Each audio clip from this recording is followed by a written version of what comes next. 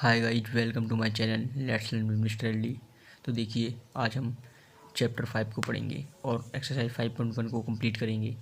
उससे पहले हम चैप्टर 4, चैप्टर 3 और चैप्टर 2 को कंप्लीट कर चुके हैं। अगर वो आपने नहीं देखे तो मेरे चैनल पर जाकर देख सकते हैं। तो देखिए, चैप्टर 5 में क्या है, यूक्लिड की ज्यामिति का परिचय। ठीक है, यानी पहले ज्यामिति क्या होती है। ज्यामिति यानी ज्योमेट्री, जिसे हम इंग्लिश में बोलते हैं। ठीक है, तो इसका मतलब क्या होता है। देखिए, ज्योमेट्री का जो मतलब होता है, ज्योमेट्री जो होती है, ठीक है, ये दो शब्दों से मिलकर बनी है। एक जियो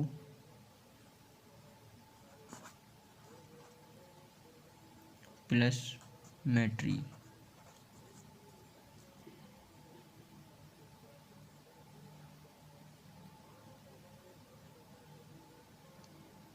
मैट्री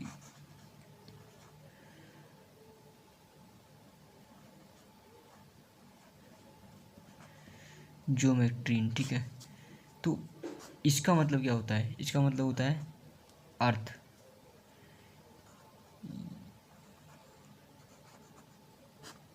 ठीक है, अर्थ यानी पृथ्वी। ठीक है, और इसका मतलब होता है मापना। मापना या मापन। ठीक है, मेजरमेंट। तो अब इस शब्द से हमें ये चीज़ समझ में आ रही है कि ज्योमेट्री का जो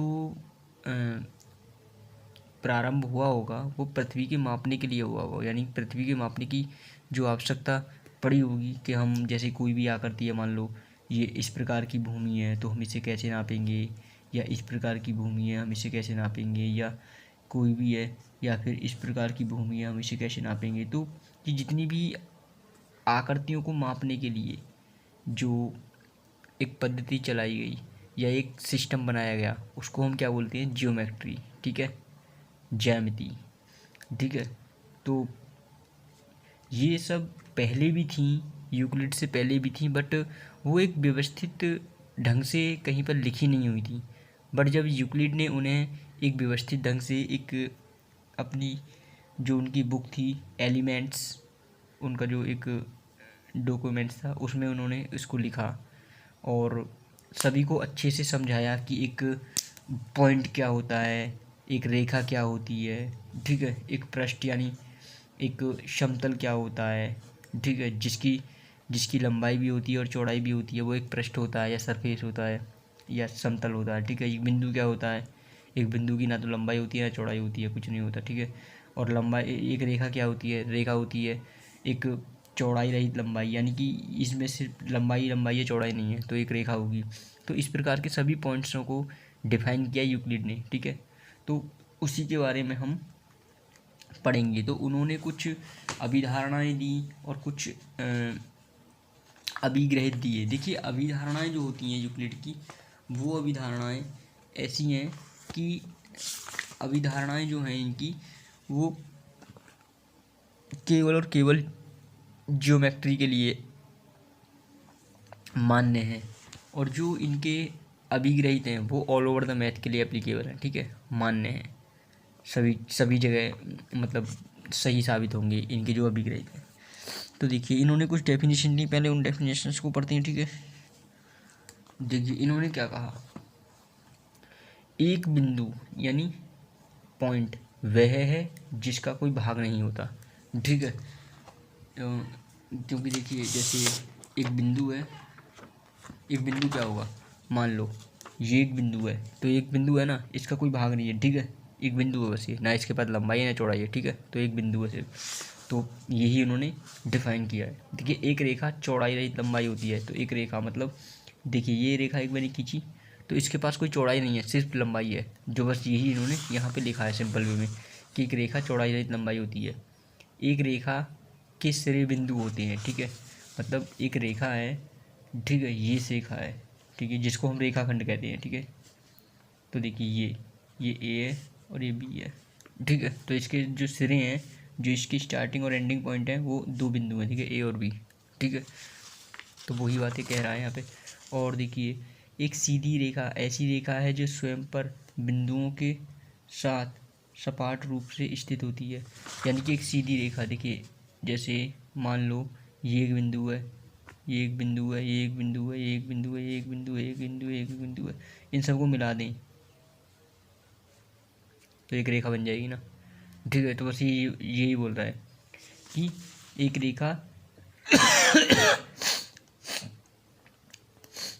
ठीक है, तो ये एक रेखा बन जाएगी। अब देखिए इसको, देखिए एक पृष्ठ सरफेस वह है जिसकी केवल लंबाई और चौड़ाई होती है। यानी सरफेस क्या होता है, देखिए एक हमारे पास ये एक पेपर है तो इसकी भी लंबाई और चौड़ाई है। तो एक पृष्ठ मतलब समतल या सरफेस जो होगा उसकी लंबाई और चौड़ाई दोनों होंगी। तो ये इसकी क्या है, लंबाई, और ये इसकी क्या है, चौड़ाई। तो इसके पास दोनों है, ये इसकी लंबाई हो गई और ये इसकी चौड़ाई हो गई। तो बस यही यही ये बोल रहा है कि एक सरफेस, एक पृष्ठ या एक समतल प्लेन वो चीज़ होगा जिसके पास एक लंबाई और चौड़ाई होगी। ठीक है, पृष्ठ के किनारे रेखाएं होती है। अब देखिए ये पृष्ठ है, ठीक है, ये पृष्ठ है, एक पृष्ठ है ये। अब इसके जो किनारे हैं, ये एक रेखा है, ये एक रेखा है ना। तो इसके किनारे क्या है, रेखाएं। देखिए एक समतल पृष्ठ यानी प्लेन सरफेस ऐसा पृष्ठ है जो स्वयं पर सीधी रेखाओं के साथ सपाट रूप से स्थित होता है। यानी कि देखिए ये एक सपाट है, समतल है, ठीक है। तो इस पर हम रेखाएं खींच सकते हैं ऐसे। तो ये सीधी रेखाओं के साथ क्या होगा, सपाट रूप से, ठीक है, स्वयं पर सीधी रेखाओं से सपाट रूप से स्थित होंगी। ठीक है, तो यही बस ये बोल रहा है। ठीक है, तो ये कुछ डेफिनेशंस थी जो इन्होंने दी हैं। अब देखिए यहाँ पर कुछ इनके जो यूक्लिड की अभिग्रहित हैं उनको समझ लेते हैं। ठीक है, तो देखिए इनके अभिग्रहित जो है इनको इंग्लिश में हम बोलते हैं एक्जियोम्स। सो ये जो एक्जियोम्स हैं ये all over the math applicable है, यानी सारे मैथ में एप्लीकेबल है सभी जगहों पर। ठीक है, तो यानी अभिग्रहित, देखिए पहला अभिग्रहित क्या है, वे वस्तुएं जो एक दूसरे के बराबर हों, वे वस्तुएं जो एक ही वस्तु के बराबर हों, एक दूसरे के बराबर होती हैं। ठीक है, मान लो जैसे पहला अभिग्रहित फर्स्ट पार्ट, ठीक है, अगर मान लो ए बी के बराबर है, ठीक है, और सी भी बी के बराबर है, तो देखिए इसके कहने का मतलब है तो ए बराबर सी होगा। यानी ए भी बी के बराबर है, सी भी बी के बराबर है, तो ए बराबर भी सी होगा। बस ये इतना कहना चाह रहा है। ठीक है, दूसरा देखिए, यदि बराबरों को बराबरों में जोड़ा जाए तो पूर्ण भी बराबर होते हैं। मान लो कि देखिए, मान लो 3 बराबर 3 है, बराबर। हम इसमें क्या करते हैं, दोनों तरफ 2 जोड़ देते हैं, 3 + 2 ये कितना हो जाएगा 5, इधर भी कितना हो जाएगा 5। तो बस यही कह रहा है कि ये बराबर है और इसमें कोई ऐसी संख्या जोड़ी जाए, दोनों तरफ बराबर संख्या जोड़ दी जाए तो पूर्ण भी बराबर होंगे। इनका पूर्ण कितना है 5 5, तो यही तो बराबर होगा। ठीक है, बस ये यही कहना चाह रहा है, सिंपल। यदि बराबरों को बराबरों में से घटाया जाए तो शेषफल भी बराबर होते हैं। ठीक है, अब देखिए थर्ड में क्या कह रहा है, थर्ड में कह रहा है कि मान लो ये 5 है और बराबर 5 है, हम इसमें से 5 - 2 दोनों सबसे घटा दें 2, तो कितना बचेगा 3 बराबर 3। तो देखिए दोनों तरफ 3 3 आया ना। हमने बराबरों में से बराबरों को घटाया तो क्या होगा, बराबर ही संख्या को घटाया तो क्या आया, जो पूर्ण आया, जो शेषफल आया वो भी तो बराबर आई 3 3। ठीक है, बस ये वही कहना चाह रहा है। तो देखिए चौथा जो अभिग्रहित है वो क्या है, वे वस्तुएं जो परस्पर संपाती हों एक दूसरे के बराबर होती हैं। यानी संपाती मतलब जो एक जैसी हों। ठीक है, जैसे मान लो ये एक त्रिभुज है, ABC, और ये भी एक त्रिभुज है PQR। ठीक है, तो इनके संपाती होने का मतलब क्या है, अगर मैं इस त्रिभुज को इस त्रिभुज के ऊपर उठा के रखूं तो ये त्रिभुज इस त्रिभुज को पूर्णतः ढक ले तो ये संपाती होगा, यानी पूर्ण रूप से इसकी जो प्रत्येक चीज़ है इसके बराबर होगी। ठीक है ना, तो बस ये यही कहना चाह रहा है कि जो क्या बोलते हैं, जो वस्तुएं परस्पर संपाती हों, एक दूसरे के बराबर हों, यानी संपाती मतलब एक सी समान हो एकदम, ठीक है, यानी जो एक दूसरे को पूर्णतः ढक लें। जैसे ये मेरा हाथ है, ठीक है, और मैं अगर अपने हाथ को इस, जैसे ये मेरा दूसरा हाथ है, इसके ऊपर रख दूं, तो इसका मतलब क्या है, ये मेरा पहला हाथ दूसरे हाथ का संपाती है, क्योंकि ये मेरे पैर इस हाथ को पूरी तरह से ढक लेता है, कोई भी जगह खाली नहीं बचती है। तो इसका मतलब क्या है कि ये मेरे हाथ का संपाती है, यानी कि ये दोनों हाथ बराबर हैं, ठीक है। देखिए नंबर 5 क्या है, पूर्ण अपने भाग से बड़ा होता है। नंबर 5, पूर्ण अपने भाग से बड़ा होता है। देखिए कुछ भी हो सकता है इसमें। देखिए मान लीजिए, ठीक है, ये एक, ठीक है, ये किसी चीज़ का पूर्ण है मान लो। तो अगर मैं इसमें से इतना टुकड़ा काटूं और बाहर निकाल दूं, मान लो ये टुकड़ा मैंने यहाँ रख दिया, तो ये पूर्ण है और ये भाग है। तो देखिए ये तो बड़ा ही होगा ना, पूर्ण तो बड़ा ही होगा भाग से, ठीक है। जैसे एक और एग्जांपल लीजिए, जैसे मान लो भारत है और भारत का कोई स्टेट है, मान लो दिल्ली है। तो जो भारत है, भारत भारत तो कंट्री है पूरी, और दिल्ली, दिल्ली एक स्टेट है, यूनियन टेरिटरी, तो वो उससे क्या होगी, छोटी, क्योंकि उसका एक भाग है। तो पूर्ण जो होगा वो अपने भाग से बड़ा होगा। तो ये हर जगह के लिए एक सर्वव्यापी सत्य है, हर चीज़ के लिए मान्य होगा, ठीक है ना। देखिए अब एक ही वस्तु के दो गुणे परस्पर बराबर होते हैं। जैसे एक ही वस्तु के दो गुणे मतलब, जैसे मान लो 2a बराबर c है, सॉरी b है, और 2c बराबर भी b है, तो a बराबर c होगा, ठीक है। यानी 2a बराबर b है और 2c बराबर भी b है, तो a बराबर c होगा। बस यही कहना चाह रहा है कि एक ही वस्तु के दो गुणे परस्पर बराबर होते हैं, ठीक है। और देखिए इसमें और क्या है, ये देखिए, हाँ, एक ही वस्तु के आधे परस्पर बराबर होते हैं। जैसे देखिए ये कौन सा था, छठा, सातवां, ठीक है। एक ही वस्तु के आधे, मान लो जैसे 1/2 आधा a बराबर b है और 1/2 c बराबर भी b है। तो इसमें क्या होगा कि जो हमारा a है वो c के बराबर होगा। बस यही कहना चाह रहा है कि एक ही वस्तु के आधे, एक ही वस्तु के आधे एक दूसरे के बराबर होते हैं, ठीक है। तो ये हमारे अभिग्रहित से जो सारे मैथ के लिए एप्लीकेबल है, ठीक है। अब इनके कुछ अभिधारणाएं पढ़ देते हैं। देखिए अभिधारणा सिर्फ और सिर्फ ज्यामिति के लिए एप्लीकेबल है, सिर्फ मतलब ज्यामिति में ही लागू होती है, और अभी जो अभिग्रहित हैं वो पूरे मैथ के लिए मान्य है। तो देखिए एक बिंदु से एक अन्य बिंदु तक एक सीधी रेखा खींची जा सकती है। देखिए इसमें क्या है, जैसे एक बिंदु है और एक बिंदु ये है, तो इससे एक सीधी रेखा खींची जा सकती है ए बी, ठीक है। तो बस यही कह रहा है कि एक बिंदु से एक अन्य बिंदु तक एक सीधी रेखा खींची जा सकती है, हाँ खींची जा सकती है, ठीक है। और देखिए दूसरा क्या है, दूसरे में कह रहा है कि एक शांत रेखा यानी टर्मिनेटेड लाइन को अनिश्चित रूप से बढ़ाया जा सकता है। तो हाँ, एक शांत रेखा को अनिश्चित रूप से बढ़ाया जा सकता है। जैसे मान लो ये एक शांत रेखा को क्या कहते हैं, अब हम रेखाखंड कहते हैं, ठीक है। जैसे मान लो यही है, ये ए बी एक रेखाखंड है, तो हम इसको अनिश्चित रूप से बढ़ा सकते हैं। कैसे, देखिए इसको इधर बढ़ा दीजिए और इधर बढ़ा दीजिए, तो इसको अनिश्चित रूप से बढ़ाया जा सकता है, ठीक है, एक रेखाखंड को,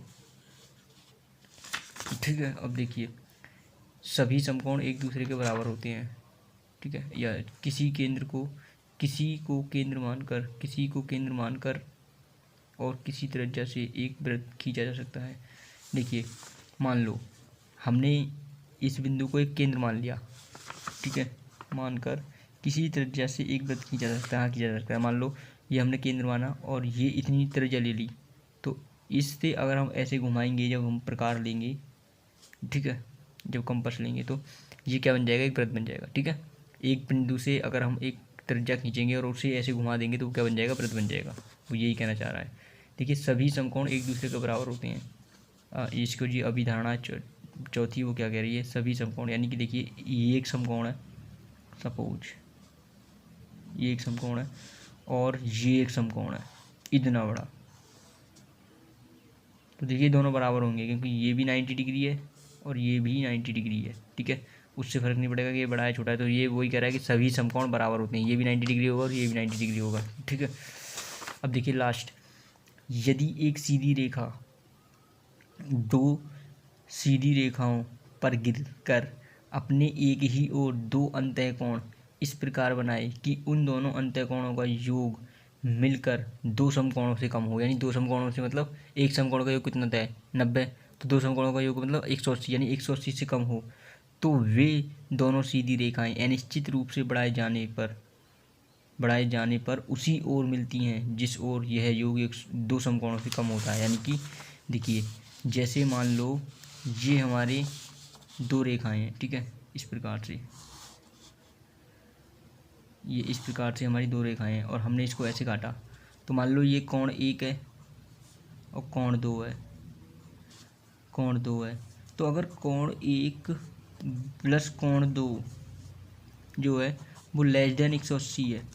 ठीक है, तो ये क्या होगा, अगर हम इन रेखाओं को ऐसे करके आगे बढ़ाएंगे तो ये आगे जाके प्रतिच्छेद करेंगी, काट देंगे एक दूसरे को। ठीक है, बस ये यही कह रहा है।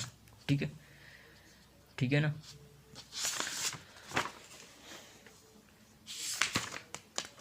तो देखिए अब हम प्रश्नावली को स्टार्ट करते हैं। ठीक है,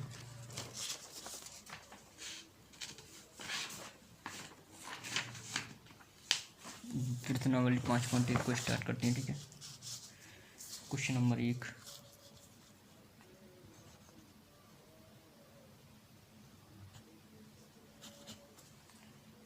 ठीक है, क्वेश्चन नंबर 1 देखिए क्या कह रहा है, निम्नलिखित कथनों में से कौन से कथन सत्य हैं और कौन से कथन असत्य हैं, अपने उत्तरों के लिए कारण दीजिए। ठीक है, देखिए एक बिंदु से होकर केवल एक ही रेखा खींची जा सकती है। ठीक है, ये कह रहा है एक बिंदु से होकर केवल एक ही रेखा खींची जा सकती है। सपोज दैट ये एक बिंदु है। ठीक है, हम इससे एक रेखा ऐसे जा सकती है, एक रेखा ऐसे जा सकती है, एक रेखा ऐसे जा सकती है, एक रेखा ऐसे जा सकती है, एक रेखा ऐसे जा सकती है, एक रेखा ऐसे जा सकती है, एक रेखा ऐसे जा सकती है, एक रेखा ऐसे जा सकती है, यानी एक बिंदु से होके क्या होगा, अनंत रेखाएं खींची जा सकती हैं। ठीक है, तो ये कह रहा है कि एक बिंदु से होकर एक ही रेखा खींची जा सकती है, तो ये क्या हो जाएगा, असत्य है, असत्य है। हम इसमें लिख देंगे क्योंकि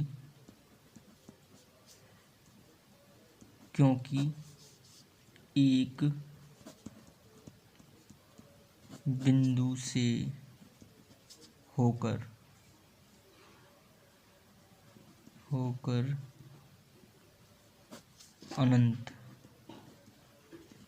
रेखाएं खींची जा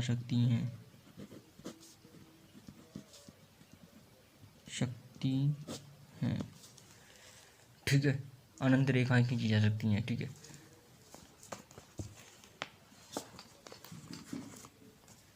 तो देखिए अब दूसरा, दो भिन्न बिंदुओं से होकर जाने वाली असंख्य रेखाएं हैं। ठीक है, देखिए दो भिन्न बिंदु हैं, मान लो पार्ट फर्स्ट है, पार्ट सेकंड, दो भिन्न बिंदु हैं, मान लो एक बिंदु ये है ए और एक बिंदु ये है बी।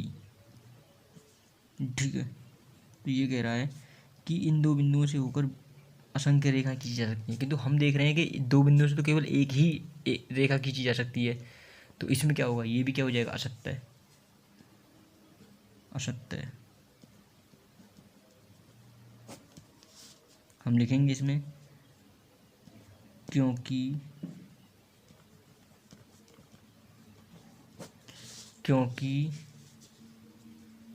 दो बिंदुओं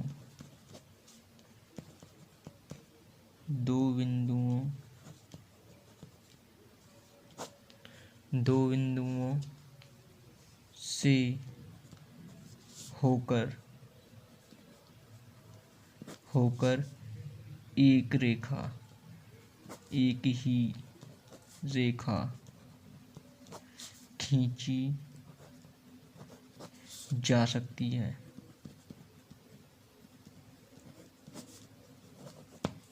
ठीक है, दो बिंदुओं से होकर एक ही रेखा खींची जा सकती है। देखिए ये क्या है। अब तीसरा, एक शांत रेखा दोनों ओर अनिश्चित रूप से बढ़ाई जा सकती है। शांत रेखा देखिए आजकल उसको हम क्या कहते हैं, रेखाखंड। शांत रेखा को क्या कहते हैं, रेखाखंड।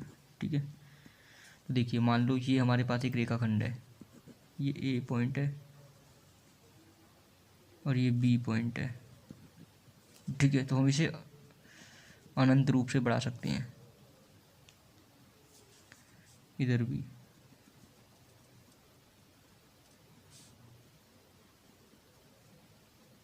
ठीक है, तो बस ये कि तो हाँ ये सत्य है। तो क्योंकि एक शांत रेखा को अनिश्चित रूप से बढ़ाया जा सकता है। ठीक है, तो ये क्या है, सत्य है। सत्य है क्योंकि एक शांत रेखा को अनिश्चित रूप से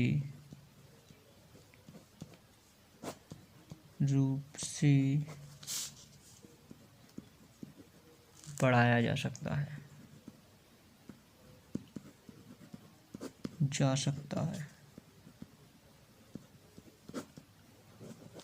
ठीक है, अनिश्चित रूप से बढ़ाया जा सकता है। ठीक है, और देखिए ये क्या चौथा, यदि दो वृत्त बराबर हैं तो उनकी त्रिज्याएं भी बराबर होंगी। क्योंकि देखिए अगर हम किन्हीं भी दो वृत्तों को बराबर कब कह सकते हैं, जब उनकी त्रिज्याएं बराबर हों। तो अगर दो वृत्त बराबर हैं तो उनकी त्रिज्याएं तो बराबर होंगी ही होंगी। मान लो ये एक वृत्त है, ठीक है, ये एक वृत्त है, इसकी ये त्रिज्या है, और ये एक वृत्त है। देखो छोटा छोटा बड़ा बन गया है, बट आप नाप के बनाओगे इस प्रकार से तो मान लो ये वृत्त दोनों बराबर हैं एक दूसरे के, ठीक है। तो क्या होगा, मान लो ये इसकी त्रिज्या R1 है और ये इसकी त्रिज्या R2 है। ठीक है, तो इसमें क्या होगा, जब ये दोनों वृत्त बराबर हैं तो R1 बराबर भी क्या होगा, R2,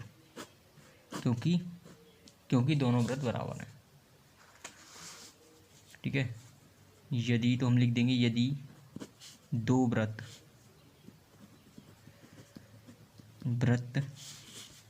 एक दूसरे के बराबर हों तो उनकी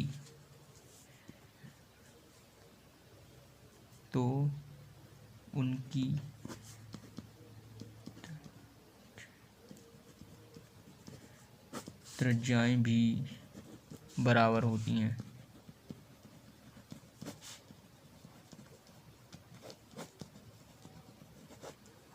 ठीक है, तो उनकी त्रिज्याएं भी बराबर होती हैं। ठीक है, अब देखिए लास्ट पार्ट देखिए क्या कह रहा है। ये कह रहा है आकृति 5.9 में यदि ए बी बराबर पी क्यू है और पी क्यू बराबर एक्स वाई है तो ए बी बराबर एक्स वाई होगा। देखिए ये जो इसका अभिग्रहित है एक, उसी की तरह है जो मैंने समझाया था आपको। ठीक है, देखिए पार्ट 5 है इसका। ये कह रहा है कि ए बी बराबर है पी क्यू के, इसे समीकरण 1 मान लो, और पी क्यू बराबर है एक्स वाई, ये समीकरण 2 मान लो। देख, ठीक है, तो हमें सिद्ध करना है ये ए बी बराबर एक्स वाई। तो देखिए समीकरण 1 व समीकरण 2 से क्या होगा। देखिए यहाँ पे हमने क्या रख रखा है कि ए बी बराबर पी क्यू है और पी क्यू बराबर एक्स वाई है। तो जो ये ए बी बराबर पी क्यू है, ए बी बराबर अगर पी क्यू लिख रखा है हमने, तो यहाँ पे जो समीकरण 2 है इसमें हम पी क्यू की जगह पे क्या लिख सकते हैं, ए बी। तो देखिए तो हम क्या लिख सकते हैं, ए बी बराबर एक्स वाई। ठीक है, ये हमें क्या करना था, प्रूफ करना था। ठीक है निश्चित। और हम इसे ये भी लिख सकते हैं कि जो इसकी क्या बोलते हैं, ये इसका अभिग्रहित 1 से भी लिख सकते हैं इसे। ठीक है, अभिग्रहित 1 से, जो यूक्लिड का अभिग्रहित 1 है उससे लिख सकते हैं। प्रूव्ड। ठीक है, देखिए अब क्वेश्चन नंबर 2 में क्या कह रहा है। देखिए निम्नलिखित पदों में से प्रत्येक की परिभाषा दीजिए।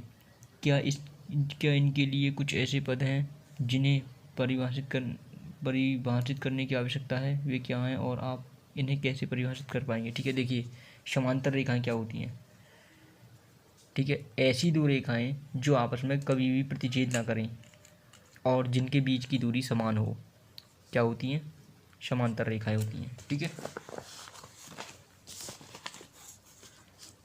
क्वेश्चन नंबर 2 पार्ट 1 समांतर रेखाएं।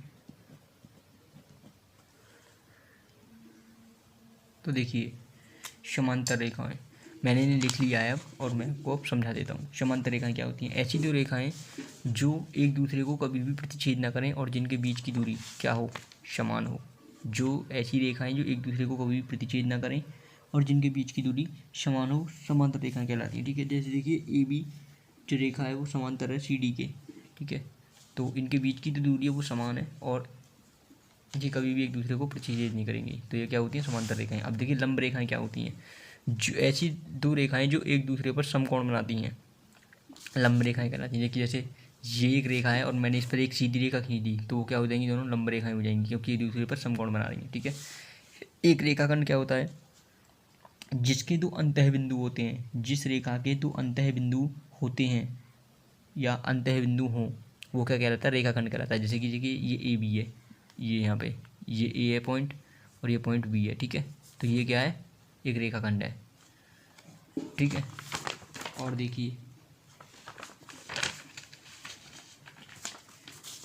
और वृत्त की त्रिज्या, वृत्त की त्रिज्या क्या होती है, इसे भी देखते हैं। ठीक है, तो वृत्त की त्रिज्या क्या होगी, वृत्त की त्रिज्या किसी वृत्त के केंद्र से वृत्त की परिधि पर खींची गई रेखा वृत्त की त्रिज्या कहलाती है। यानी कि यदि वृत्त के केंद्र से वृत्त की परिधि पर एक रेखा खींची जा रही है तो वो क्या कहलाएगी, वृत्त की त्रिज्या कहलाएगी। ठीक है, ठीक है ना, वृत्त के केंद्र से वृत्त के परिधि पर खींची गई रेखा वृत्त की त्रिज्या कहलाती है। अब देखिए वर्ग क्या होता है, वर्ग एक ऐसा चतुर्भुज होता है जिसकी चारों भुजाएं बराबर होती हैं और जिसके विकर्ण भी बराबर होते हैं, जिसकी चारों भुजाएं बराबर होती हैं और जिसके विकर्ण भी बराबर होते हैं।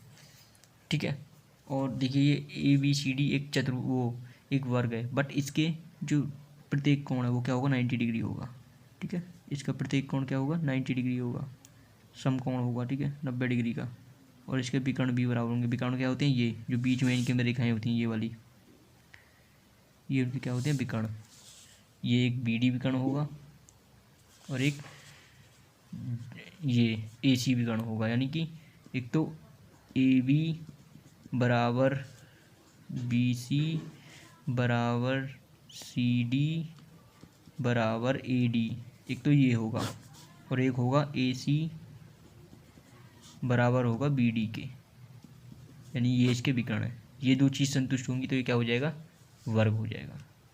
ठीक है, तो अब देखिए नेक्स्ट क्वेश्चन को करते हैं हम, क्वेश्चन नंबर 3। देखिए इस प्रकार के क्वेश्चन आते नहीं है, बट ये थोड़ा बस देख लीजिए इसे।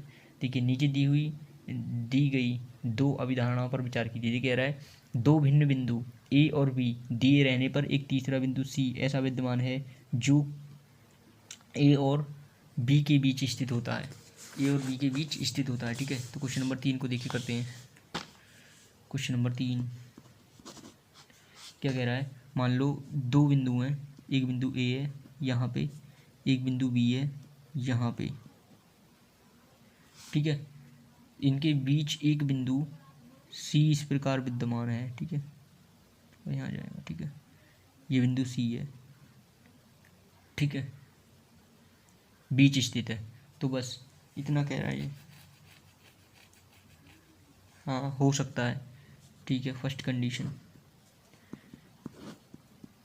सेकंड कंडीशन में क्या कह रहा है कि यहाँ कम से कम ऐसे तीन बिंदु विद्यमान हैं कि वे एक रेखा पर स्थित ना हो। मान लो ये पॉइंट ए है और ये पॉइंट बी है। अब देखो, मान लो हमने सी को यहाँ मान लिया या सी को यहाँ मान लिया, कहीं भी मान लो। ये कह रहा है रेखा पर विद्यमान ना हो, तो या तो ऊपर मान लो नीचे मान लो।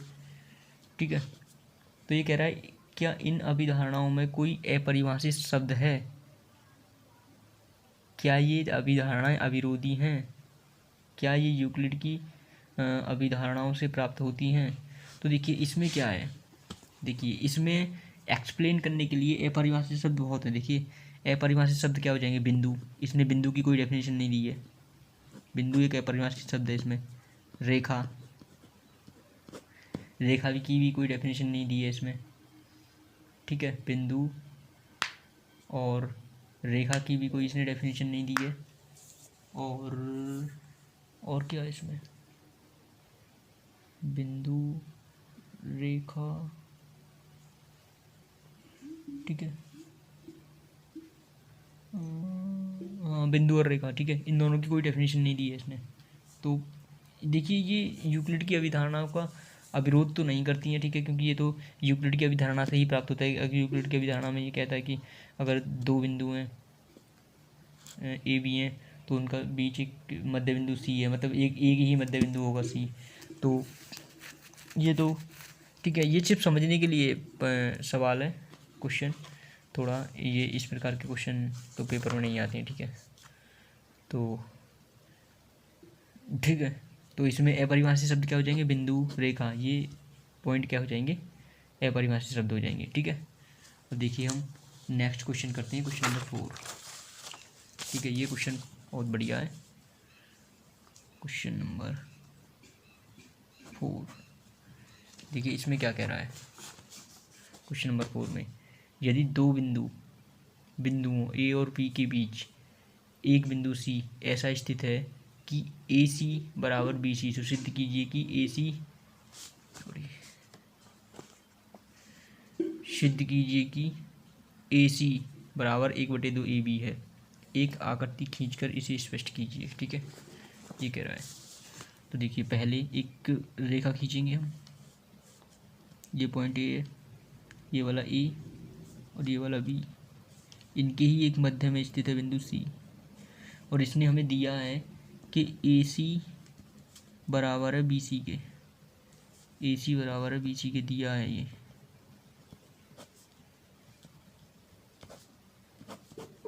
ठीक है, तो देखिए हमें क्या करना है, हम करते हैं, लिखेंगे दोनों तरफ। देखिए अगर ये जो रेखा है, ये पूरी रेखा, देखिए पहले ये पूरी रेखा जो ए बी है, ए बी रेखा किसके बराबर होगी, ए बी बराबर होगी ए सी प्लस बी सी के बराबर होगी ना। ठीक है, क्योंकि जो ए बी रेखा बन रही है इन दोनों पॉइंट्सों को मिलाने से बन रही है। ये जो पूरी ए बी है, इस रेखा का और इस रेखा का योग है ना, तो इसलिए ए बी बराबर हम इसे लिख सकते हैं। ठीक है, तो देखिए दोनों तरफ ए सी जोड़ने पर तो देखिए जोड़िए, ए सी जोड़ते हैं दोनों तरफ, तो A C plus A C equal to B C. ठीक है, प्लस ए सी, देखिए ए सी 2 ए सी हो जाएगा, 2 ए सी इक्वल टू, और देखिए ये मैंने आपको अभी समझाया है कि बी सी प्लस ए सी क्या बन जाएगा, बी सी प्लस ए सी क्या बन जाएगा, ए बी। तो हम इसे क्या लिख सकते हैं, ए बी। ठीक है, B C plus A B क्या बन जाएगा, ए बी। क्योंकि अगर हम इन दोनों को देखें तो ये दोनों एक दूसरे के संपाती हो जाएंगे। संपाती मतलब अगर ये इनका मध्य बिंदु है, अगर इस रेखा को यहाँ से उठा के तोड़ के इसके ऊपर रखें तो इसको ये पूरी तरह से ढक देगा। ढक देगा मतलब ये वाली जो रेखा है, ये वाली ए से सी तक, ये सी से बी तक ये जो रेखा है इसके बराबर है, यानी दोनों संपाती हैं, यानी दोनों एक दूसरे के बराबर हैं। ठीक है, तो इसीलिए ये दोनों एक दूसरे के बराबर हैं तो हम ये चीज़ लिख सकते हैं कि अगर ये दोनों एक दूसरे के बराबर हैं तो ये इनके योग के बराबर होगा। ठीक है, तो देखिए यहाँ से ए सी बराबर क्या हो जाएगा, इसमें क्या प्रूव करवा रहा है, ए सी इजकल, देखिए ये दो जो गुणा में इधर क्या हो जाएगा भाग में, तो क्या हो जाएगा 1/2 ए बी। ठीक है, और यही हमें क्या करना था, prove, hence prove, hence proved. ठीक है, ठीक है, ये हमें क्या करना था, प्रूव करना था कि ए सी बराबर 1/2 ए बी। ठीक है, हो गया। अब देखिए क्वेश्चन नंबर 5 में क्या कह रहा है, क्वेश्चन नंबर 4 में सी रेखाखंड ए बी का एक मध्य बिंदु कहलाता है। सिद्ध कीजिए कि एक रेखाखंड का केवल एक ही मध्य बिंदु होता है। देखिए ये तो हमें पता है कि एक रेखाखंड का सिर्फ एक ही मध्य बिंदु होता है, किंतु अब गणितीय रूप में हमें उसे एक्सप्लेन करना पड़ेगा। क्योंकि अगर ये रेखाखंड एक रेखाखंड है, मान लो ये रेखाखंड हमारा ए बी है, ए बी, तो इसका अगर एक मध्य बिंदु है तो मध्य बिंदु तो एक ही होगा ना, सी, मान लो ये सी है तो एक ही होगा। अब मैं बोलूँ यहाँ पे ये मध्य बिंदु, तो ये मध्य बिंदु तो नहीं हो सकता, ये मध्य बिंदु नहीं हो सकता, ये मध्य बिंदु, तो मध्य बिंदु तो यही है, बस ये हमें प्रूव करना है। तो मान लो ये हमारा पॉइंट है एक डी, ये पॉइंट डी है, ये मानो। ठीक है, तो देखिए माना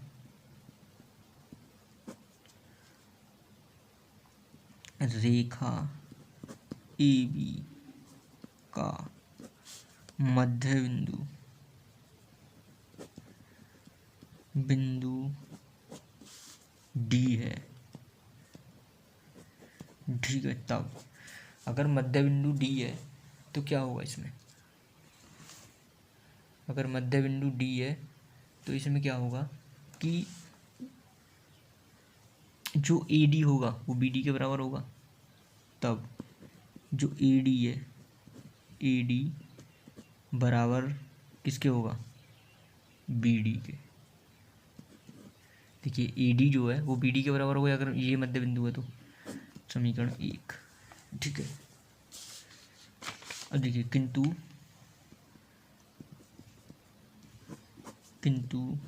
प्रश्नानुसार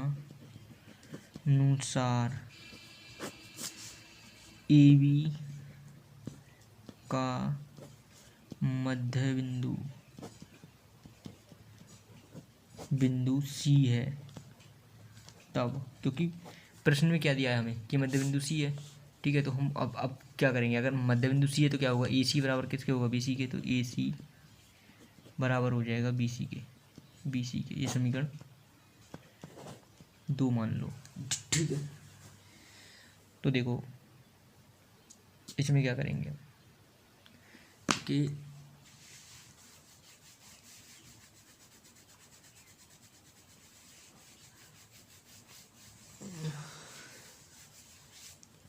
ठीक है, तो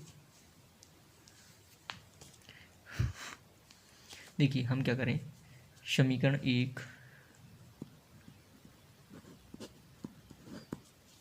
माइनस समीकरण 2,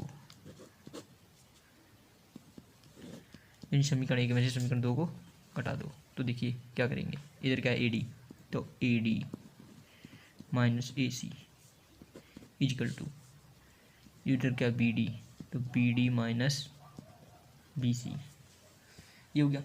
अब देखिए, अब एक चीज़ समझिए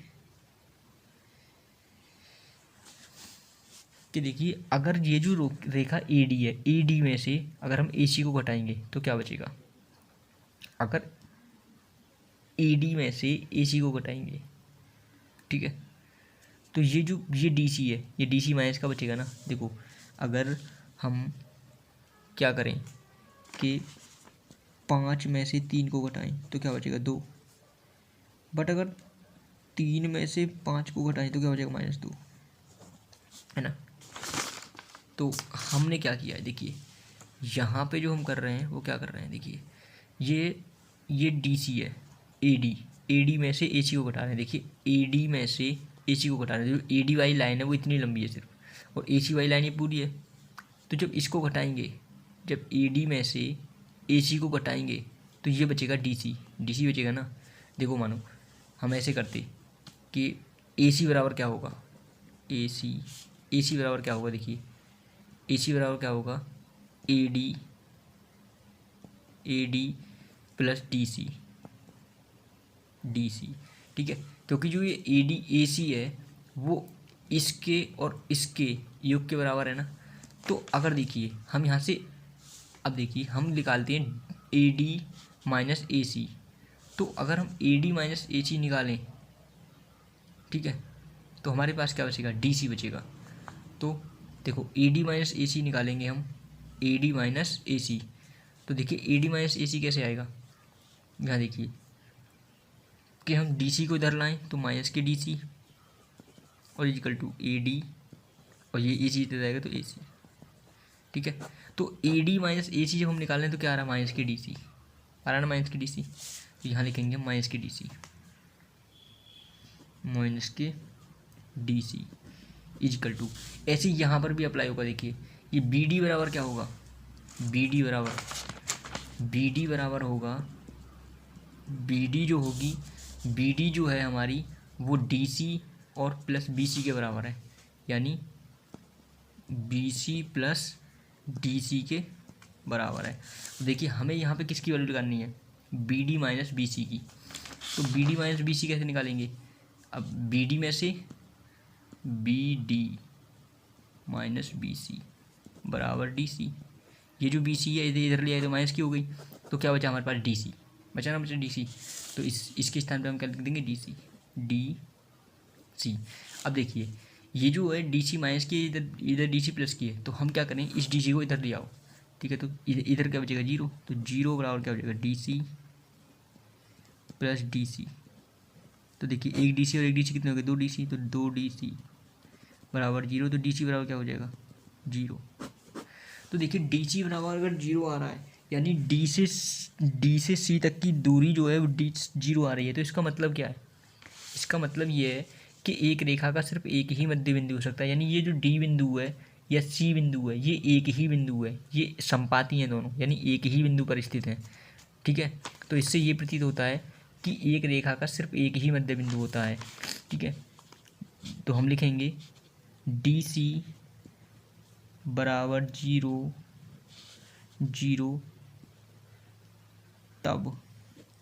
तब ही संभव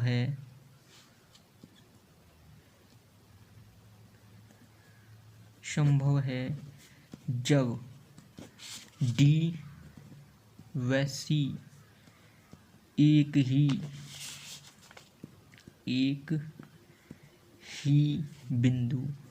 ही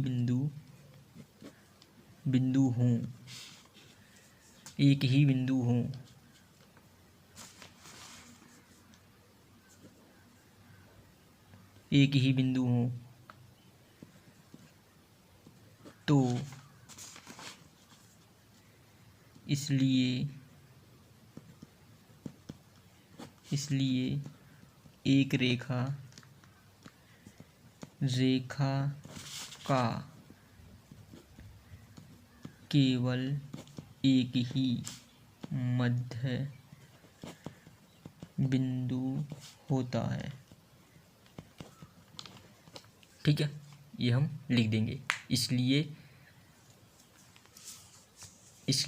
एक रेखा का केवल एक ही मध्य बिंदु होता है, ठीक है। तो अब देखिए हम क्वेश्चन नंबर 6 को करेंगे। क्वेश्चन नंबर 6 में क्या कह रहा है, आकृति 5.10 में यदि ए सी बराबर बी डी हो तो सिद्ध कीजिए कि ए बी बराबर सी डी है। ठीक है, ये हमें देखा दिया है। तो देखिए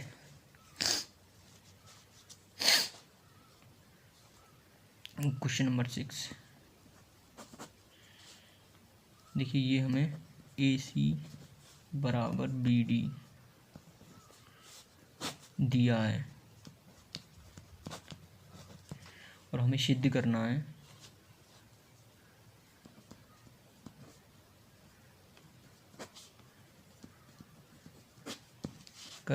क्या, ए बी बराबर सी डी।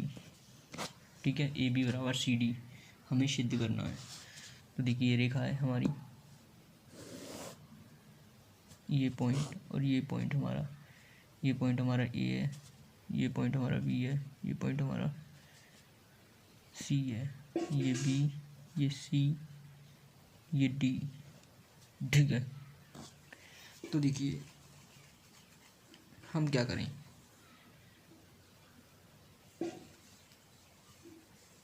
देखिए अगर ये इस रेखा का मध्य बिंदु होगा, समझिए अगर ये मान लो ए सी का मध्य बिंदु बी है और बी डी का मध्य बिंदु सी है, तो क्या होगा, देखिए ए सी बराबर क्या हो जाएगी, बी सी होगी ना, ए सी बराबर क्या होगी, सॉरी ए बी बराबर क्या होगी, बी सी। ठीक है, देखिए तो हम क्या लिखेंगे, ए बी बराबर क्या लिखेंगे। ठीक है, तो यहाँ से देखिए ये जो ए सी है, ये जो ए सी रेखा है, इसको क्या लिख सकते हैं हम, देखिए ए सी बराबर क्या लिख सकते हैं, A B plus B C, इसे समीकरण 1 मान लो। ठीक है, अब दूसरे में देखिए बी डी बराबर क्या लिख सकते हैं, बी डी बराबर क्या लिख सकते हैं, बी सी प्लस,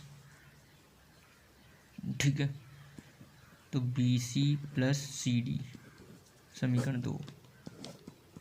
देखिए हमें दिया है कि ए सी बराबर बी डी है, तो जो ए सी की वैल्यू है, अगर हम ए सी के स्थान पे बी डी रख दें या बी डी के स्थान पे ए सी रख दें, ठीक है, कुछ भी रख सकते हैं। तो देखिए समीकरण 1 व समीकरण 2 से, ठीक है, क्योंकि हमें दिया है ए सी बराबर बी डी, ठीक है, तो देखिए ए सी की वैल्यू कितनी है, A B plus B C equal to B D की वैल्यू कितनी है, B C plus C D. तो देखिए बी सी से बी सी कैंसिल, तो क्या बचा, ए बी बराबर सी डी, और यही हमें क्या करवा रहा था, सिद्ध करवा रहा था। तो हम क्या लिख देंगे, हैंस प्रूव्ड, हैंस प्रूव्ड। ठीक है, अब देखिए इसका लास्ट क्वेश्चन, ये क्या कह रहा है, यूक्लिड की अभिग्रहितों की सूची में दिया हुआ अभिग्रहित 5 एक सर्वव्यापी सत्य क्यों माना जाता है। देखिए एक सर्वव्यापी सत्य क्यों माना जाता है, देखिए पहले यूक्लिड की जो अभिग्रहित 5 है वो क्या कहता है, वो कहता है कि पूर्ण अपने भाग से बड़ा होता है। ठीक है, ये कहता है पूर्ण अपने भाग से बड़ा होता है। ठीक है, क्वेश्चन नंबर 7। ठीक है, तो किसी भी चीज़ के लिए एप्लीकेबल होगा, किसी भी चीज़ के लिए। मान लो ये व्रत है, एक व्रत है, वो व्रत का मैं इतना सा टुकड़ा निकाल दूँ, इसमें से इतना टुकड़ा, यानी कि जो कि मैंने यहाँ रख दिया, सपोज दैट ये तो देखिए ये जो व्रत है पूरा, ये जो पूर्ण है, ये पूर्ण, ये भाग से बड़ा ही होगा, क्योंकि ये ज़्यादा है, ये कम है। ठीक है, जैसे मानो ये हमारा जो भारत है बड़ा होगा किससे, यूपी से, ठीक है, क्योंकि भारत एक पूरी कंट्री है और यूपी एक छोटा एक स्टेट है भारत का। तो ये पूर्ण है, ठीक है, ये इसका एक भाग है। ठीक है, तो ये हमेशा ही हर जगह पर सत्य होगा। ठीक है, तो ये सर्वव्यापी सत्य है, क्योंकि पूर्ण अपने भाग से बड़ा होगा ही होगा। ठीक है। So thank you and thanks for watching my video. And next video में हम एक्सरसाइज 5.2 को करेंगे। So thank you.